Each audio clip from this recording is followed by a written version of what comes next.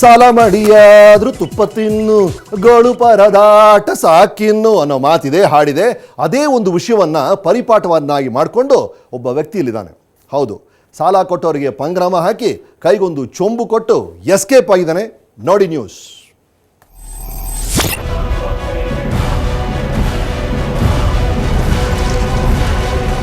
ಈ ಫೋಟೋದಲ್ಲಿ ಕಾಣ್ತಿರೋ ಈತನ ಹೆಸರು ಮಲ್ಲಿಕಾರ್ಜುನ್.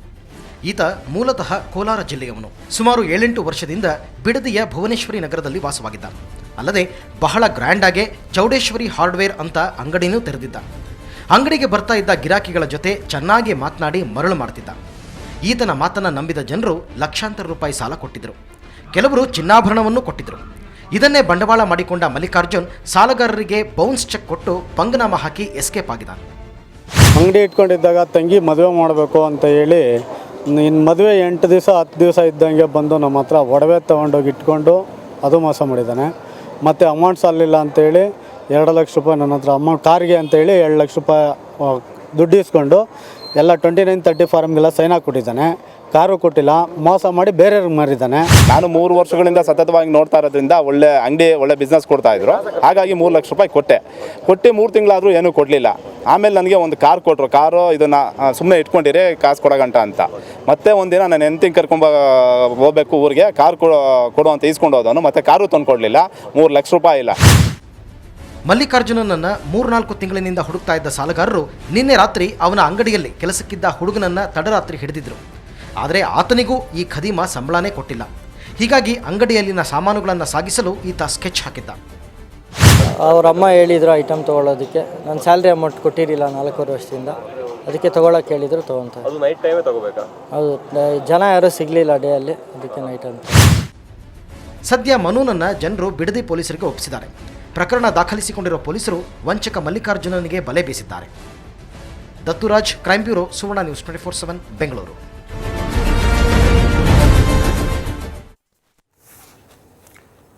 ಶಾಂತಿನಗರದಲ್ಲಿ ಇವತ್ತೊಂದು ಬಸ್ ನಿಂತ ಜಾಗದಲ್ಲೇ ಸುಟ್ಟು ಕರಕಲಾಗಿ ಹೋಯಿತು. ಬೆಂಗಳೂರು ಹೈದರಾಬಾದ್ ಮಾರ್ಗದ ಈ ಬಸ್ ಇವತ್ತು ಬೆಳಗ್ಗೆ ಶಾಂತಿನಗರ ಬಸ್ ಡಿಪೋದಲ್ಲಿ ನಿಲ್ಲಿಸಿತ್ತು. ಡ್ರೈವರ್ ಮತ್ತು ಕಂಡಕ್ಟರ್ ಬಸ್ನಲ್ಲೇ ವಿಶ್ರಾಂತಿ ತೆಗೊಳ್ತಿದ್ರು. ಮಧ್ಯಾಹ್ನ 2:30 ಸುಮಾರಿಗೆ ಎಂಜಿನ್ ಭಾಗದಲ್ಲಿ ಹೊಗೆ ಕಾಣಿಸ್ಕೊಳ್ತು. ಪಕ್ಕದಲ್ಲಿ ಇದ್ದವರು ಬೆಂಕಿ ನಂದಿಸಲು ಯತ್ನಿಸಿದರು. ಆದರೆ ಬೆಂಕಿ ನಿಯಂತ್ರಣಕ್ಕೆ ಬಾರದಿದ್ದಾಗ ಅಗ್ನಿಶಾಮಕ ದಳವನ್ನು ಕರೆಸಲಾಯಿತು. ಇದಕ್ಕೆ ವಿದ್ಯುತ್ ಶಾರ್ಟ್ ಸರ್ಕ್ಯೂಟ್ ಕಾರಣ ಅಂತ ತಿಳಿದು ಬಂದಿದೆ.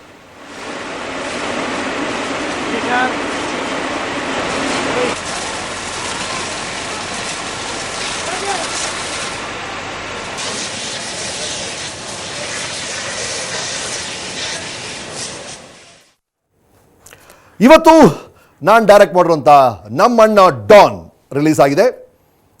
ಸಮಯ ಸಿಕ್ಕಿದಾಗ ನೋಡಿ. ಮತ್ತೊಂದು ಸುದ್ದಿ, ಕಾಲೇಜಿಗೆ 2 ವರ್ಷಗಳಿಂದ ಬೀಗ ಜಡಿದಿದೆ. ಆದರೆ ವಿದ್ಯಾರ್ಥಿಗಳು ಮಾತ್ರ ಪ್ರತಿ ವರ್ಷ ಪರೀಕ್ಷೆ ಬರೀತಾ ಇದ್ದಾರೆ, ಪಾಸ್ ಆಗಿ ಸರ್ಟಿಫಿಕೇಟ್ ತಗೊಳ್ತಾ ಇದ್ದಾರೆ. ಇದೆಲ್ಲ ಬೆಳಕಿಗೆ ಬಂದಿದ್ದು ಇವತ್ತು ವೈದ್ಯಕೀಯ ಸಚಿವ ರಾಮದಾಸ್ ನರ್ಸಿಂಗ್ ಕಾಲೇಜ್ಗೆ ದಿಢೀರ್ ಭೇಟಿ ಕೊಟ್ಟಾಗ ನೋಡಿ.